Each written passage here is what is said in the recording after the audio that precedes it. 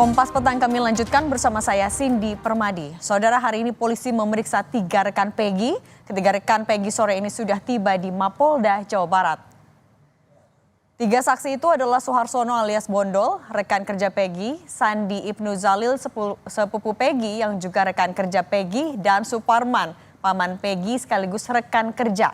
Sebelum diperiksa penyidik, Suharsono yang sejak awal yakin Peggy tak berada di Cirebon saat peristiwa pembunuhan terjadi menceritakan saat malam kejadian setelah Suharsono baru tiba di Cirebon, dirinya melihat ada penemuan jasad di jalan. Suharsono baru mengetahui bahwa yang meninggal atas nama Vina dan Eki.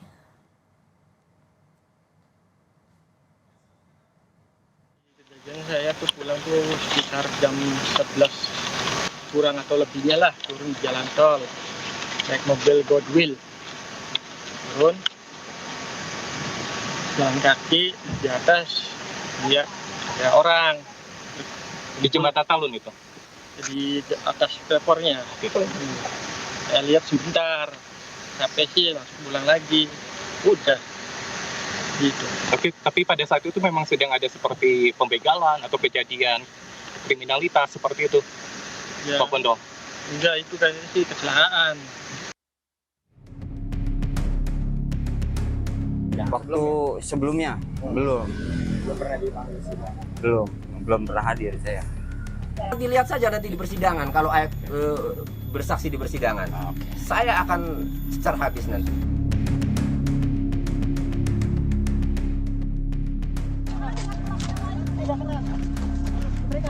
Tertangkapnya Peggy Setiawan yang disebut polisi sebagai buron satu-satunya dan terakhir justru membuat kasus pembunuhan Vina Cirebon makin rumit. Satu saksi dan saksi lain mulai bicara memberi informasi yang bertolak belakang dengan kesaksian sejumlah orang yang mengaku sebagai saksi kunci, seperti Aep, salah satunya warga yang tinggal di sekitar lokasi kejadian pembunuhan Vina dan Eki, Samsuri. Samsuri membantah pernyataan Aep yang menyebut melihat ada warung tempat berkumpulnya anak-anak motor di depan tempat cucian mobil Aep bekerja pada tahun 2016. Sementara Aep menyebut melihat narapidana termasuk Peggy berkumpul sebelum Vina dan Eki dibunuh. Kalau sepengetahuan saya, waktu 2016 itu posisi keadaan lokasi jalan ini sepi, Mas. Nggak kayak ini sekarang ini ramai, sepi itu. Warung adanya di perapatan Man Madura itu. Kalau yang lainnya ada parewe paling jam 7, jam 8 malam udah tutup. Nah, lokasi depan bengkelnya pencucian Aep itu nggak ada warung sama sekali. Nggak ada warung rokok ya? Iya, nggak. Dan nggak buka sampai malam ya? Nggak ada, bukannya nggak buka, di sini nggak ada. Nggak ada sebatas teman, nggak ada. Saya tahu aja itu anak-anak sering nongkrong di sana di depan bengkel saya. Oh, emang ada tongkrongan? Iya, di situ. Kan pas kejadian itu anak-anak lagi pada kumpul di situ. Saudara Peggy itu nggak ada ya waktu penangkapan itu. Tapi waktu pas kejadian itu ada. Kesaksian Aep yang melihat Peggy berada di lokasi kejadian juga dipertanyakan kuasa hukum teman Peggy.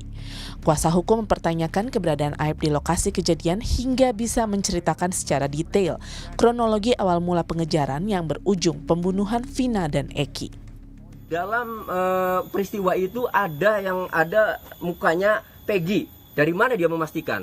Jarak 100 meter, malam pula, kan itu. Nggak mengenal.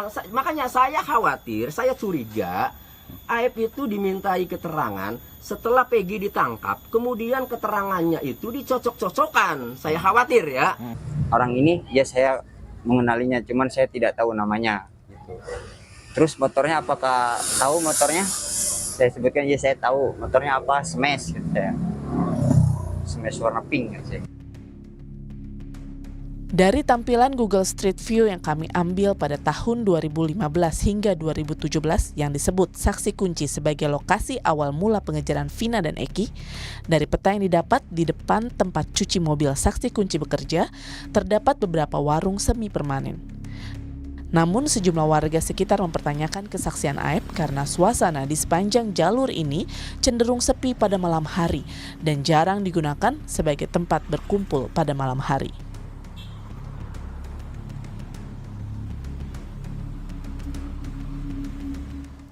Saudara, hari ini polisi memeriksa 3 teman Peggy yang mengaku bersama Peggy di Bandung saat Vina dibunuh 8 tahun silam.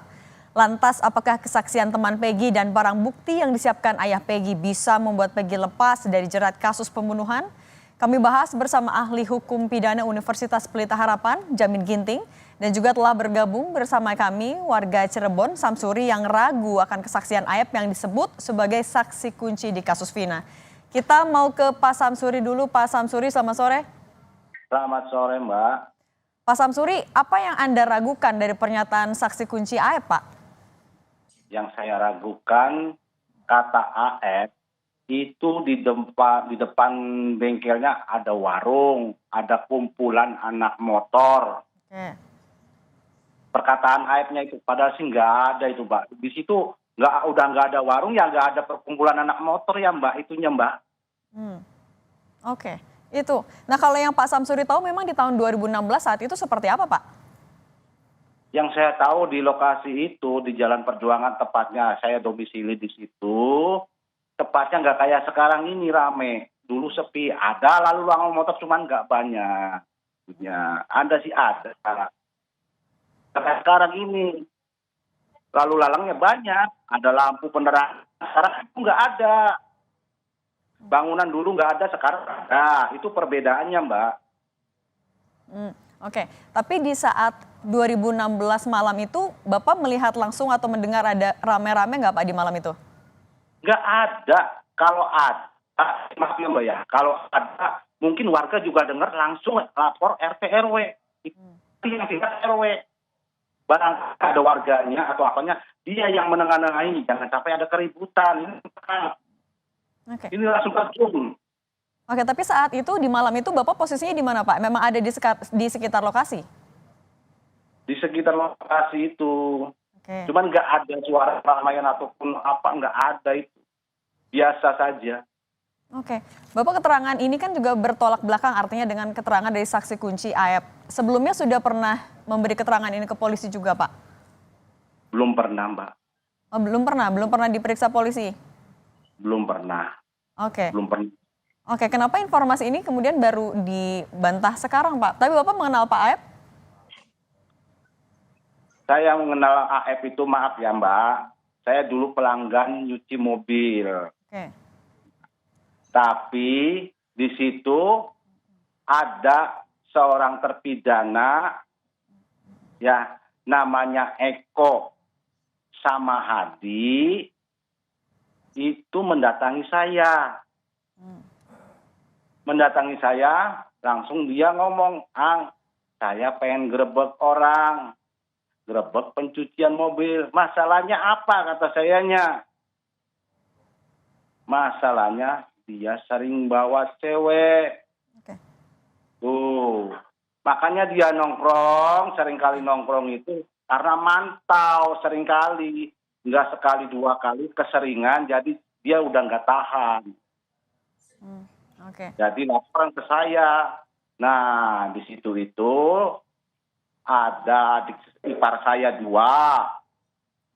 Ya. Oke. Si Eko sama si ya gimana, Mbak? Silakan lanjutkan, Pak. Ya, ada adik ipar saya 2 itu. Ya udah, kalau kamu bener kayak gitu omongannya, bener, Ang. Ya udah, sekarang tanggung jawab saya, nanti saya lapor ke Pak RT, Pak Pasren. Tuh, kamu bener, tapi dengan syarat di situ jangan main hakim sendiri, jangan pakai kekerasan. Oke. Saya nanti berangkat, saya laporan ke Pak Pasren. Oke. Nah, sudah itu saya langsung tindak itu, ayo berangkat ke Pak Pasren, Pak RT. Oke.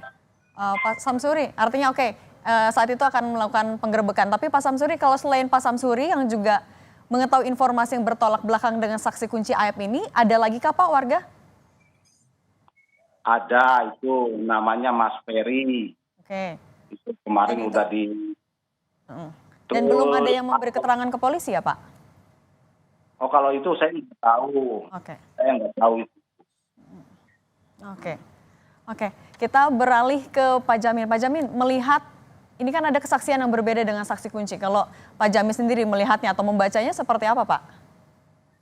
Ya, kalau kita lihat ini kan kasusnya sudah pernah divonis ya beberapa terdakwa dan sudah terpidana.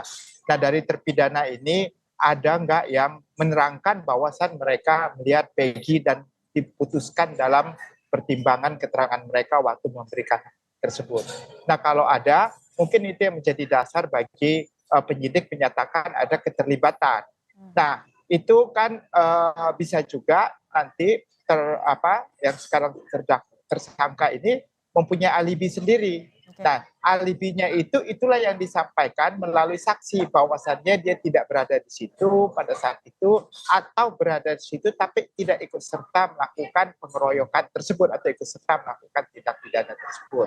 Nah, kalau kita lihat seperti AF yang katakan tadi, saya sangat gak setuju juga itu sama pengacaranya. Karena kalau orang melihat di malam hari, dia tahu persis siapa orangnya dan apa yang dilakukan, ini justru harus tepat ya. Jangan cuma mengatakan bahwasanya saya melihat tapi saya tidak tahu selanjutnya apa yang dia lakukan.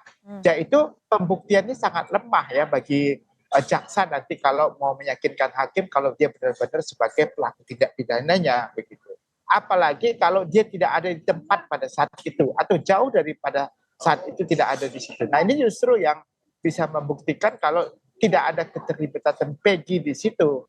Nah, inilah yang harus diperdebatkan nanti bagi penyidik untuk bisa membuktikan kebenaran faktanya. Saya kira dengan dalam waktu yang sudah 8 tahun dan hampir 9 tahun ini, agak sulit saya kira ya untuk bisa menentukan kebenaran fakta orang-orang yang akan diperiksa sekarang. Mungkin mereka sudah lupa, bahkan TKP-nya sudah rusak, atau tempat terjadi perkaranya, rekonstruksinya juga sudah sangat sulit ya untuk bisa melibatkan PG dalam perkara ini begitu. Oke, Pak Jamin, kan tadi ada informasi juga dari Pak Samsuri yang kemudian bertolak belakang dengan saksi kunci dengan AF. Apakah kemudian keterangan dari Pak Samsuri, kemudian beberapa warga lain yang bertolak belakang ini akan bisa mempengaruhi arah penyidikan ke depannya juga, Pak?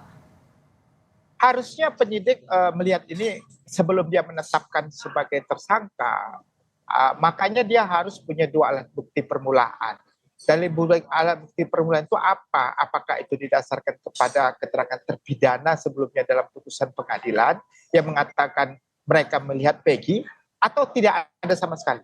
Kalau tidak ada sama sekali dalam semua 8 terdakwa tersebut melihat Peggy melakukan itu, sangat lemah ya saya kira.